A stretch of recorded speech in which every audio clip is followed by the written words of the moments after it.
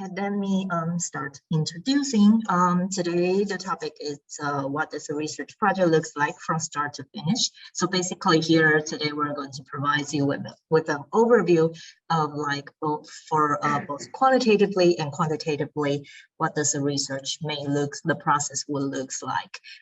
So again, like Jiang Chong said, this is a Tiny Method Workshop series. We will have the following workshop in the following months and also next semester. So follow us, keep an eye out for that. Again, my name is Pei Rong. I'm the Qualitative Method Consultant, and I'm also currently a PhD candidate in the Quantitative Research Methodology program. And I will turn the mic to Jiang Chong. Introduce yourself. Hey, thank you, Pei Rong. So my name is Jiang Chong. We come from the same program, and I am in the quantitative methodology track. So we kind of have shared but distinctive focus of our program of study and also our research direction. So both of us have been working as the methodology consulting service during the past whole year. So we kind of meet with graduate students to work on their independent research project, particularly about their research method. So we have this service open and free to all graduate students, attempting to help students to work through their project steps from earlier to the later step and help them with the particular method on their research. So you're welcome to make an appointment with us. All right. And so in today's workshop, we're going to cover 4 sections. We will first introduce some general process for a research project, regardless of what methodology approach you're going to choose. And then following that, Pei Rong and I will separately have a brief overview of qualitative approach and quantitative approach. And in the last, we will give you an introduction of resources on campus and online, where for the researcher, for early researchers, you can make good use of what IU can offer you. Mm-hmm. Okay. Well, thank you. So we're going to start with the general process. These process could apply to both qualitatively and quantitatively. So I guess as a student that you will probably get a chance, maybe 1 to 3 years to really immerse intensively in course taking. So this is definitely a good chance for you to kind of accumulate your reading throughout while you are engaging in course taking, and also starting to explore your research interests from there. And usually I would remind people that this is a spiral process, that it's never linear. So whenever you are reading a piece from the course and you feel it's so intensive, but it's attracting, you could keep it aside, live it, and when the times comes, you will always return to that. So I always encourage students to think as, don't be anxious and be patient to yourself, because developing yourself as a scholar, it takes time, and it also takes time for you to kind of get a concrete idea of what your research interest is really located within. So again, these will accumulate throughout your reading, course taking, and you'll always go back to those articles. And the last point is something I wish I have done in my first few years, is to start to use reference management software as early as possible. So some of the softwares, for example, EndNote, Mendeley, or Zotero, some of those are free. And with this software, it helps you to keep track of what article you have read have read before and what are the points, and then you could easily just cite them, get them, everything's together. So I kind of encourage you, if you haven't got used to that, actually the Wells Library and also the School of Education, the librarian, Christina, which later we will provide her contact information too. They could provide resources and also like basic tutorial for these software. So this is definitely a good place to start with. And after you starting to engage with literature, and also, for example, maybe you have started to experience some of the personal stories, you have some reflection, you may start to identify or find out what are the problems there or the question I really want to dig into. And so I think this is once you started to get really familiar with what's already in the field, what were people writing about, I think gradually you will have a sense of, okay, there's something I want to do. And so this is probably a good timing for you to starting to think about your research question. And I think for graduate student, especially for doctoral students who haven't had experience working on research, one of the common issue is they always create or come up with really broad research question. So for example, I work with international students a lot. So I may just generally ask a question about, quote unquote, what does international students' life looks like in the United States? So this, I would consider it's a little bit too broad, but in a way that like international student in the United States, for what age, for specifically what aspect, because there are so many aspects such as mental health issues, such as their living financial challenges and or their career choice. So there are a lot of aspects from there.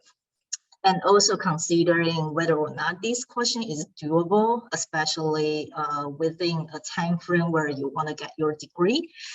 Usually you like doing a study as a doctoral student, maybe your project will be finished but somewhere between 1 to 3 years. But of course, if you are doing field work, ethnography kind of work, it could take longer.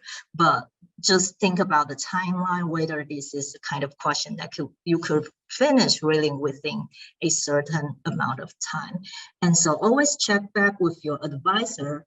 But here again, if we are going to narrow down the earlier question I asked, the question I asked earlier was, okay, what does international students look like in the United States? Maybe one way to think about is specifically the population or the community I want to work with, and also the location maybe, and also specifically the aspect. So I could possibly narrow it down as something like, for example, what are the mental challenges international undergraduate students encounter in their first year of study in the United States? So now it becomes more concrete in the way that, okay, I say it's international undergraduate student, and I say, oh, I want to explore specifically mental challenges. And of course, it's during their first year, so I'm not going to just explore, like, for example, their 4 years of time spent, which I would possibly also spend quite a long time if, I'm going to engage or work with them for a long time. So that is one way to think about your research question. And here I'm going to dive into the qualitative research approach. So after you kind of have your research question almost ready, or even you just get an initial idea, the next step is to think about your research design, which is really important because a lot of time for qualitative research, we work with human subject, that's quote unquote, but basically we work with people. And so like for working with people, we usually have to have our material submitted to IRB. And IRB basically want to see everything, almost everything, how you will going to work with your participants. So here to start with the research design, we can think about who specifically are the participants. and also who might be the stakeholders or gatekeeper that in the future you will have to obtain their permissions to conduct the study.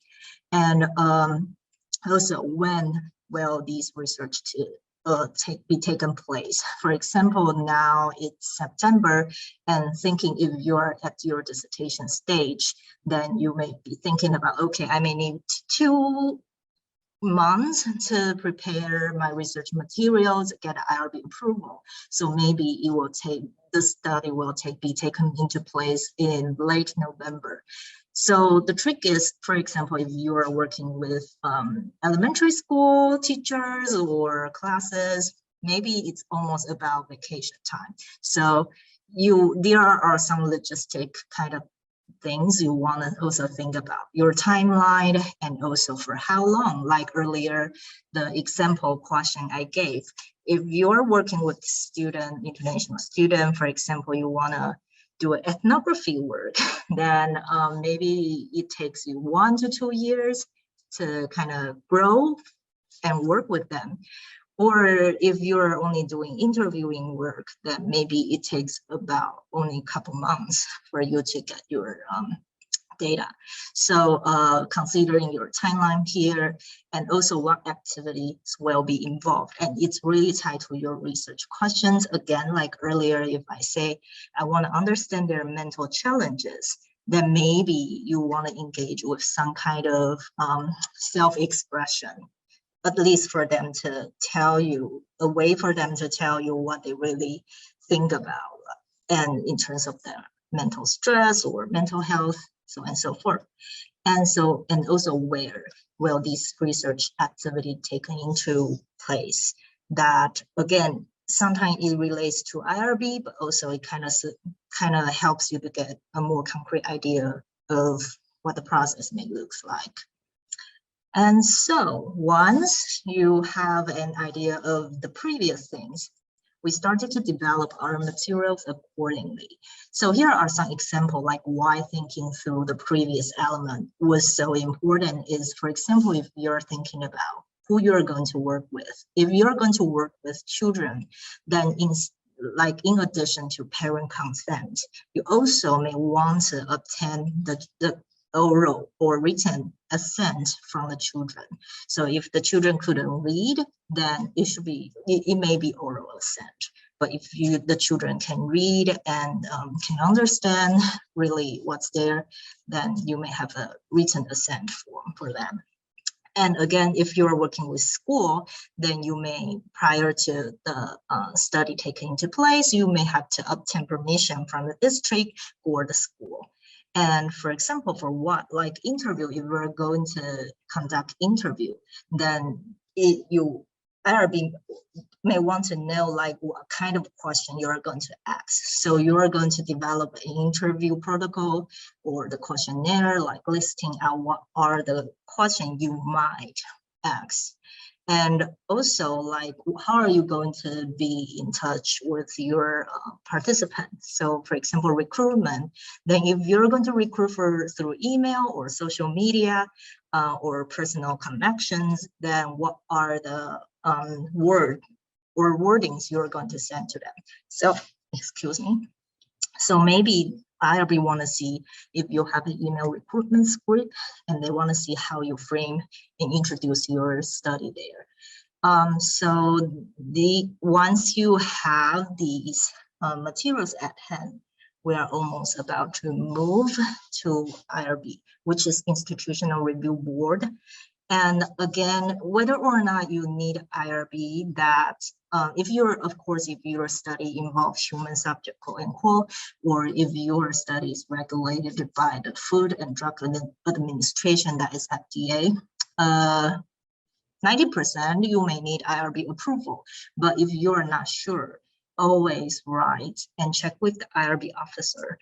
And so then there's something a lot of people, I think a lot of students didn't know is prior to IRB, we have to pass the CT training.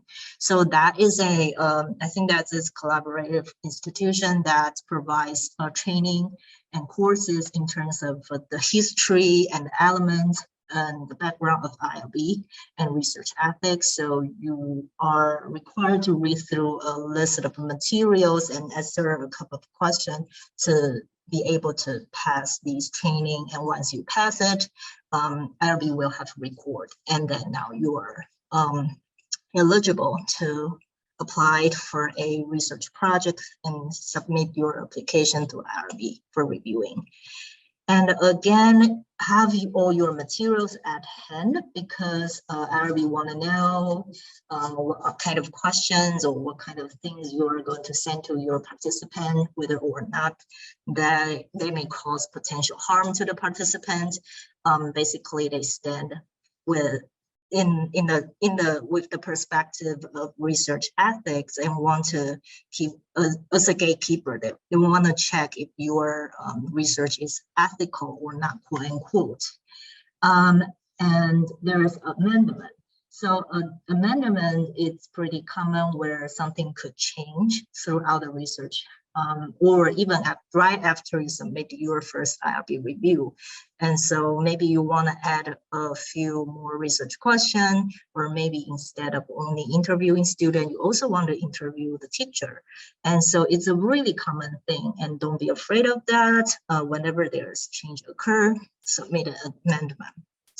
And here previously, I actually have produced a video about the step how to go through IRB in IU specifically. So if you are almost ready to submit something to IRB, you could take a look at that.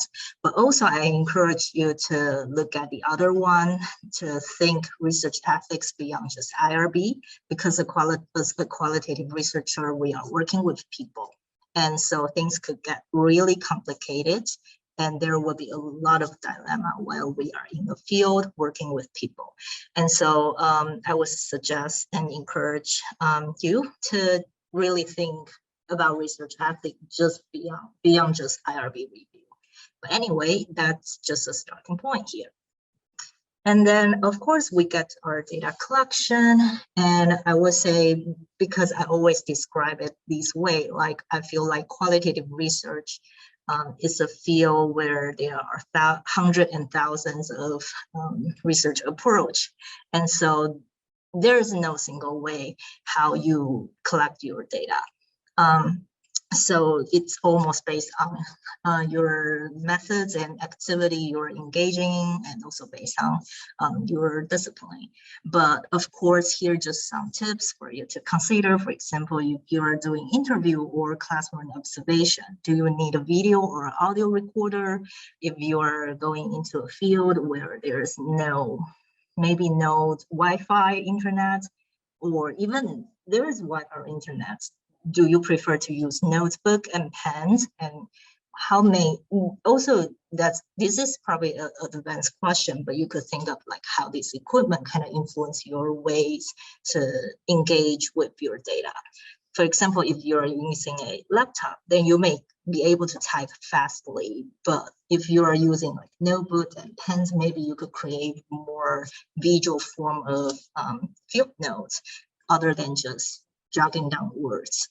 And also people, like it is more likely if you're working, let's say, solo author for your dissertation, you may be the only person collecting the data. But it is also pretty common across academic, where people are collaborative in a project. So some people may have their data from a big project that is part of their advisor or supervisor's project. So you may also be likely to collect data together with other people. So again, there are different ways and different methods engage in this process. I have previously also recorded another video about observation and field notes. So if this is something you're considering, you could go ahead and watch it. And data analysis. I only have this picture here. It's because, again, an analytical approach could be based on personal ontology or epistemology, and it could vary a lot, also based on your field your methodology or data form. So when I say field, for example, there is one approach of data analysis called conversation analysis or discourse analysis, where in the field of learning sciences, they do it pretty similarly. However, they call it, if I could remember it correctly, interactions or interactive analysis. But basically, the approach they are taking on is pretty similar, but it's a common way they use in different fields. However, despite there are various ways of analytical approaches, the rule of thumb I will always say is to make sure the approach you take up really ties to your research question. And also, it's really common that throughout your analysis that the side project or other topics may emerge. So I think that is really nature, but for me, I would encourage you to always focus on your current project and maybe you have a document. Like me, I have a document to kind of put down those ideas. And in the future, I could dive into them or start to write about them. But if you're working on your dissertation, maybe that's the thing to prioritize right now. But it's also very nature that multiple side topics and projects could emerge throughout the process. And last but not least, also the hardest one is writing. And again, like I say at the beginning, that this process is never linear. During the process, you may jump back and forth between theory, between your methods, between your data. And but I think this is the stage where everything's almost coming together. You may, again, going back to look at the gaps, identify the gaps again in the theory and the literature. And you will also need to use those literature and theory to support your findings. And I think something I add on here is writing style, because of course there's kind of some specific ways that academic prefer and more acceptable for journal or publications, so on and so forth.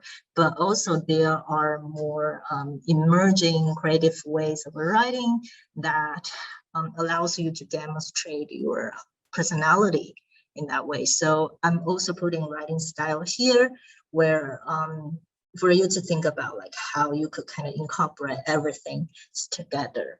So basically, that's a very quick overview of what a qualitative research process looks like. And then I'm turning the mic again to Jiang. Okay, thank you, Perron. Thank you for all the introduction. That's awesome. Okay, so I'm going to talk about, well, similarly, to follow a similar structure and procedure, I'm going to focus on the quantitative approach in research design. Perron, can I okay, thank you so much. So quantitative, what does it mean when how we differentiate between qualitative and quantitative, of course. So generally speaking, it is the data you're going to work with if you choose to go with quantitative approach. Mostly you're going to work with numerical data. And by saying that, people, well, I've seen many people have this concern, oh, I'm not good at math. Well, you do not have to be good at math to do a quantitative research. So mostly you need to have a very good understanding of your data, of course, but math is not a necessity for quantitative research in general. So a similar thing is how to develop your research question, because everything starting with an initiative, you have a particular interest of a topic. And then based on the topic and previous research, you're going to develop a very narrowed, well-specified research question. And an important linking to your research question and how you're going to explore or investigate this question is to translate your question into a statement that is relevant to quantitative variables. So I have put some of the example questions. For example, this is a question: what is the demographic makeup of the 2022 freshman students at IU? So this is very simple, basic, straightforward research question. But to answer this question, it will involve some quantitative analysis of the data that we collect from the 2022 freshman student at IU, their demographic informations. And based on the data, we are going to do some analysis.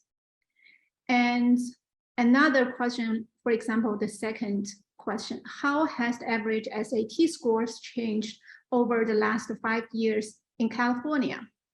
So this is a similar question, but you see all the context and the condition and the details change if we compare to the first question. First, it will change to a different location, and it involves a time frame. And also, this can be something over time, and you can do some summary and maybe prediction. So it is a different type of question and also involve different thinking in terms of choosing an appropriate method in quantitative field.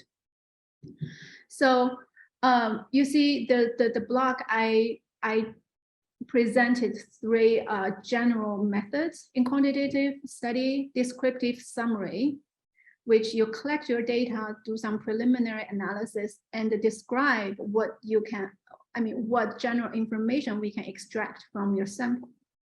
And correlation study, this is very common in social science. We always want to find if the 2 events or 2 circumstances, they're associated in certain ways. For example, is higher education achievement will relate to maybe future higher income, or if you have a healthier lifestyle, then will associate with a longer life. That is very common research initiative in social science context. And another method will be in particular about experimental research. So experimental research is a very specific topic of study because this really required a well-established research question and a very cautiously developed experimental design. And in this particular method framework, people can use it within certain conditions to make statements about causal inference, but this will have very stringent requirements. Okay, let's see what next. Okay, so what is the data? So see, I put the research question in the very middle. So everything, you can either use a published data as shown in the left or develop your own data as shown in the right. But regardless of the source of the data, all the data will be relevant and derived from your research question. In other words, research question directs everything for the following procedures. So published data is whatever we can find from the open source database or from previous studies.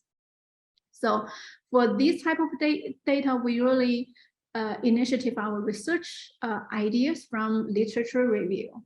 And as long as you can identify the source of data, you can simply download from maybe for free from the internet or pay for the data that you want to use. But some of the consideration when you use published data, one thing is whether the data really very closely relevant to your research interest, because your research interest is relevant to your own research drive, and also maybe you have developed it have a very specific direction of your study, but the published data does not develop just for your own research interest. So you have to carefully select the data that really serve your own purpose. And the second concern is, does the data really contain the variable that can answer your research question? Recall that we say you have to translate your research question to relate to statements that have quantitative variables. For example, we say, oh, what is the demographic of IU 2022 freshman students? Then next question is, what is demographic? Are we talking, what are the characteristics we mentioned here for demographics? We're talking about maybe gender or race, or people's socioeconomic status, where they come from, or their personal interest. all these can be one aspect of demographics, but we have to specify it as a research question statement where it can reflect in your data, meaning you should have a column correspondingly in your data, in your data file. So when you use the open source data, you find it from somewhere else, then you have to firstly check, are the data contain the particular variables that you have extracted from your own research statement, and you can use to answer those research questions. And another option is to develop your own data. So from this side, normally we can, researchers, they can develop their own survey where they have a bunch of questions particularly developed so that they can collect the data reflect their own research interest. Or they can design an experiment to address their research questions. So from this end, it's by saying you're going to collect the data based on your own developed survey or experiment. Then the concern will be how to develop a good survey or how to develop a good experimental design. What are the considerations for the tools that you are going to use to collect your data? And again, we're going to again mention about the variables, because at last, whatever going to reflect in your data file will be the columns of your variables. Those are the direct information you're going to use for future data analysis to answer your research questions. Okay, and then after talking about having the data, when you have the data at hand, we're going to work with the data. And again, always remember your research question, keep it in mind. So in the quantitative research framework, there, in general, it involves 4 steps to work with your data. First, it will involve some of the data clean works. So data clean, we refer to the work to first to get better knowledge of your data. How many variables are there? What are the variables? What are the context information of the variable?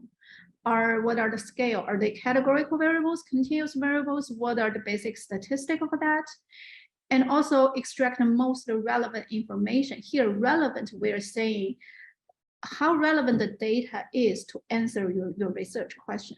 Because normally within a research project, there can be several research questions that involve different variables. So you have to identify each of them to corresponding to specific question. And then describe the data. When we say describe the data, it's particularly relevant to the sample data that you have been collected. So regardless of your sample size, it can be 10 or 100 or even 1,000. But when we say describing it, it's only relevant to the data at hand. So this will involve, first, it will be general finding descriptive statistics. You're going to summarize those preliminary from your preliminary analysis to summarize the characteristic of your data. And here, using a visualization tool can be very helpful, rather in addition to a table of numbers, because visualization tool can help you and your audience to better understand the pattern of your data. And also it can tell a story in a more reader-friendly way. And always remember, when you describe the characteristic of your sample data, you want to speak about the data in the context of your research.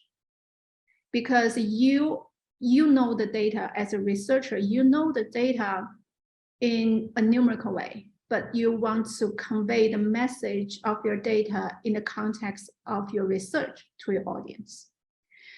And when it goes to data analysis, then it can be make inference. Here, in this way, it will involve some of the statistical modeling methods. making inference, we're saying if the sample data meet certain assumptions of the statistical methods you want to use, or is appropriate to address your research question, then we can make some statistical inference to a larger population based on the results of your sample data. So this will involve, first, you want to choose appropriate methods, statistical methods, but this will be depending on one, your research question, and two, the characteristic of your data, which you have learned from describing your data, so from the previous step, and also how many variables are involved in each of the research question. And very important, there are tons of methods. Maybe just to answer one particular question, you have different options of methods you can use. But you have to understand the method of your choice so that you can speak the results appropriately. Sometimes people just say, oh, this is fancy method, but then I'm not knowing too much about it. I mean, then it's better to choose a simple but well-known methods for your own use. And also here, there are some of the technical issue will be involved. You want to use some of the statistical software packages. There are tons of them. Choose the one that is best for you. And then when we have all the results, we're going to write about it. We're going to summarize all we find based on the sample and all the relevant inference that we can make to a larger population based on the results. So writing quantitative results have some very particular considerations. We want people to be, writing to be precise and concise. Here mean to just reflect what statistical results really indicate. And also do not make unapproved additional statements, because all the quantitative writing have to be confined within the statistical, the framework of the statistical results. We cannot just thinking a little bit more out of it. And also use accurate quantitative language. So try to find some of the relevant quantitative studies in your field to see how other researchers have summarized their results. Find the best style that in your field is well accepted. And also follow the APA format when you want to present numbers and statistical information. Okay, so just now we have briefly talked about the overview of the two approach to start your a research project, and then we will introduce some of the very general resources that IEU offered for all graduate students, all students. First, a very widely used, commonly used, the resource is Google Scholar. So from Google Scholar, you can, I think that's a very good resource for your literature review to collect all the publications. So you want to log in Google with your IEU account and then search by keyword of whatever information you want to find. Then you will see a link that you can download those free resources. Can I share screen actually? Yes, you could share screen. Okay. Should I stop sharing? Okay.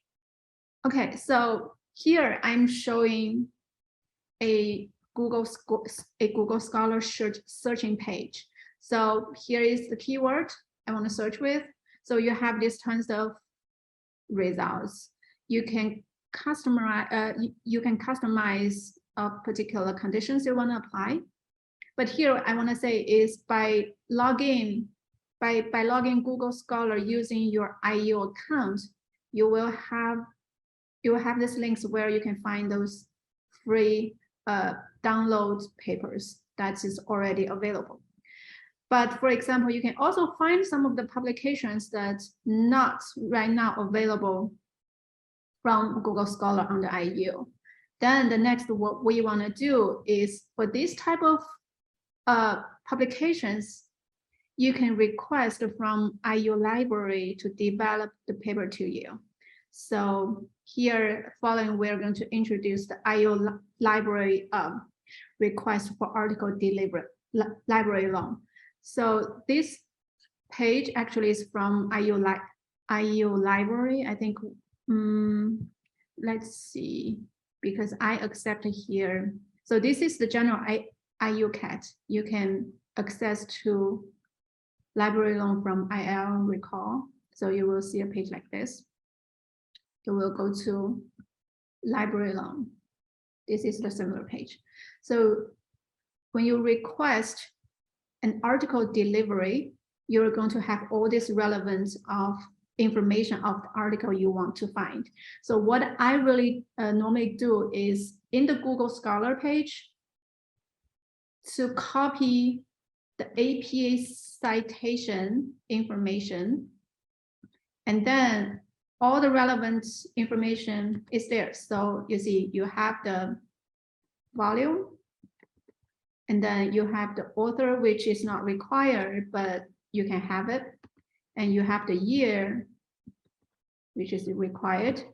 And you have the name of, you have the title of the paper. And then you have the title of the journal. And you have the page. So extract all this relevant information and then submit your request.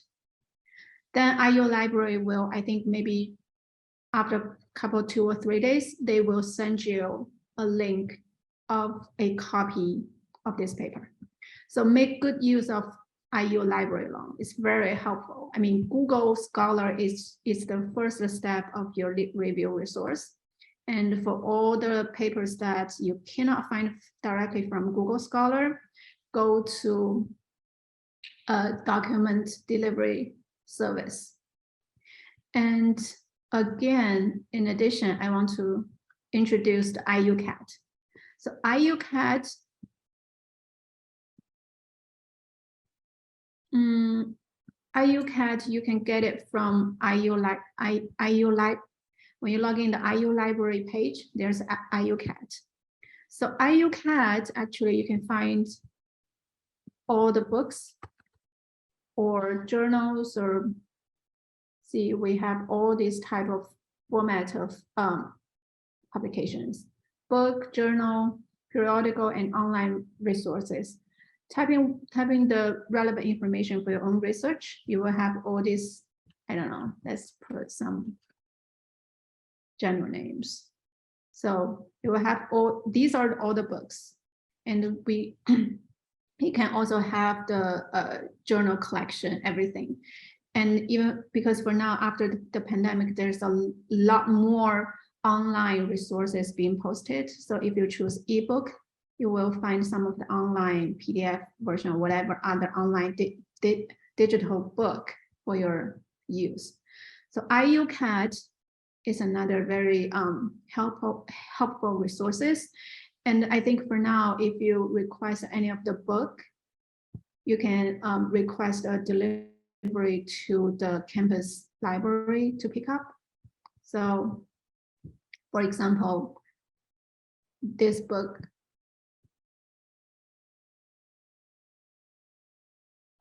oh, this is an ebook.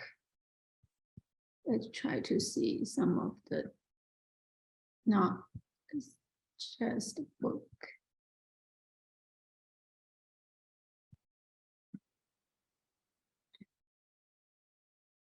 Yeah, it will show you the call number, so where it's located in the library, but also you can request this copy. And by requesting this, you can ask this copy to be, oh, okay, this is from a different library. Let's choose campus of Bloomington.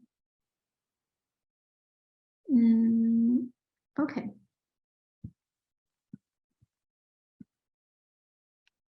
So when you request a delivery of the book you want, then log in with your IU account, then you can choose a library to pick up. So there are a bunch of options. You can find one that's convenient to you, and they will deliver the book and send you a notice for further pickup. So these are the helpful resources on campus. Okay, I will give to Perron. Okay, thank you so much. So earlier I actually wanna put an extra notes here that earlier Jiangsheng found a book that is not at IU. Actually, there's an interlibrary loan where you could request the book from other library, even it's outside IU, to be delivered to IU library for free. So everything's for free, don't pay for it. And there's another database that I would like to introduce, but here is the name, Christina Jones, who is a School of Education librarian. If you have ever had a question about how to do a literature review or library resources, so and so forth, you could contact her. But here, let me demonstrate quickly. This is the research methods where if you log in with our account from library, our library, you'll be able to see different resources such as book and reference that introduce or it's about like different various kind of methods, including both quantitatively and qualitatively. And also there are some cases where it's now sorted by discipline. So for example, if you're in anthropology, you could go in and look at how the people or the case is being done. Of course, in education, we have some of the examples or resources that are really related to doing research in the field of education. So basically, this is also a good place to start with if you are ever interested in a specific methodology or method. For example, you'll say, now I cannot spell, okay, I cannot spell today. Thematic analysis, let's say, if there is no, even I probably had a typo here, so that's why. But anyway, things come up. Yeah. So anyway, if you have a very specific kind of analytical or methodological approach you want to use, just type it and it will be there. And in addition to these, we also have, actually Emily is here today, where want to also introduce briefly about the social science research commons. That is a really useful resources in currently in IO campus. If later on in the QA time, if Emily, I miss anything, feel free to kind of add on more. But here's the website where actually they provided also consulting service across qualitative and quantitatively. They have access to some of the database, have methodology workshop basically.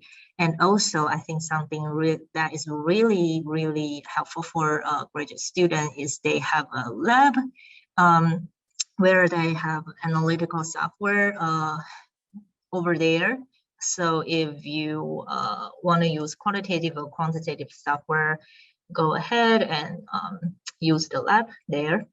And also if you are, I guess, struggling, for example, earlier I say, oh, I need audio recorder or video recorders for my research, then they also actually have the loans, like you could actually borrow some of the equipment there. So take good use of it, encourage that.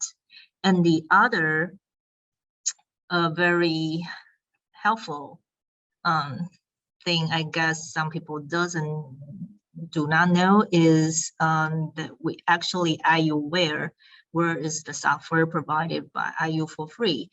We have qualitative and quantitative analysis software. So for quantitatively, SPSS 28, SAS 9.4 version, Or now, good news is they have Vivo, which is a qualitative data analysis software available also for free. So you don't have to pay for the software by yourself, which owes you a lot of time. They are very costly. So now they are available here, so don't feel like you have to pay for them. The other thing, of course, we also want to introduce our service here, because under School of Education, me and Zhang Chong, we are the consultant. So if you ever have any questions during any stage of your research, like say if you're still generating your research question and not have an idea yet, or if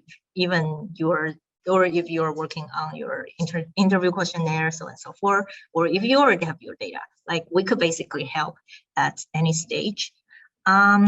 So, one thing I missed to mention is we actually have an inquiry on the fourth floor at the School of Education. It's usually not well known for the students in general because it's so small. It's just a room there, but they have computer and they also have a qualitative and quantitative software over there. So if you don't want to purchase software or the software you want is not available on iWare, you could go ahead and look at those over there. And so, yes, we are at the end of our workshop today, and we are about to open up for QA, questions. But before that, I want to introduce quickly that our next Tiny Method workshop will likely to happen in mid-October, which we are going to dive deeply of the first stage that we just introduced today, that how to help you to identify your area of research, area of interest, and develop good research question. And we're going to provide you from theoretically how it might work, and from practically, technically how it might work. So if you have if you have questions, feel free to reach out, but the floor is open now.